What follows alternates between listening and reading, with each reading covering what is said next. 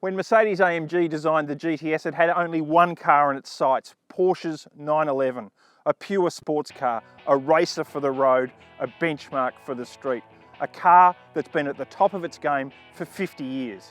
So how close has Benz's hothouse come? To find out, we've brought along one of the big guns of the current 911 range, the Turbo.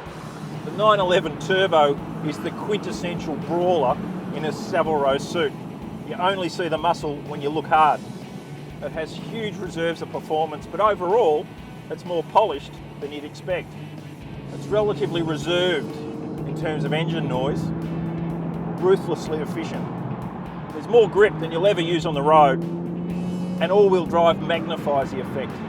It's cliched, but you're always going 10, 20, sometimes 30 kilometres an hour faster than you think.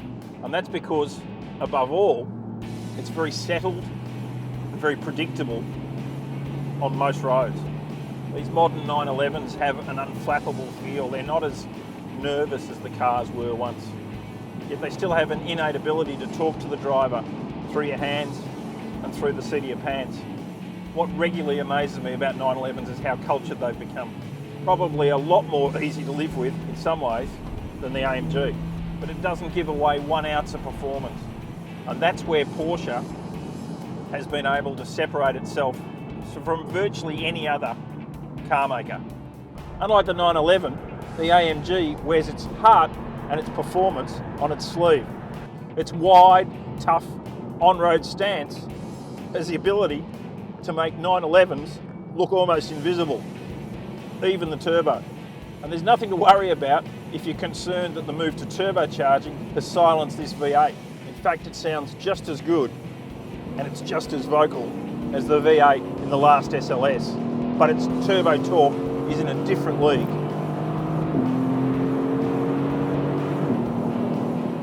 It's a more lively and elemental car than the Turbo, or in fact any of the current vanilla 911s.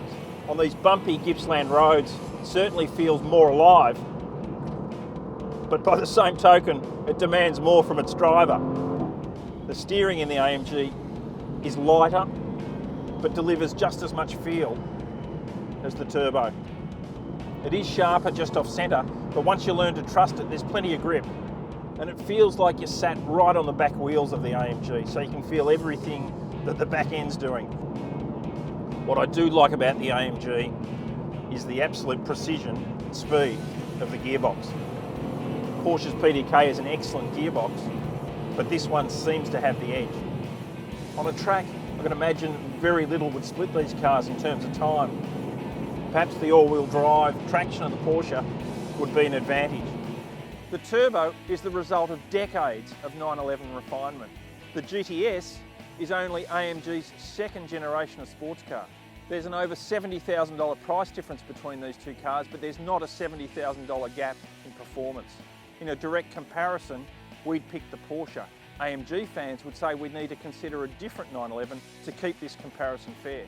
So GTS versus GTS sounds like a perfect excuse for another fantastic comparison.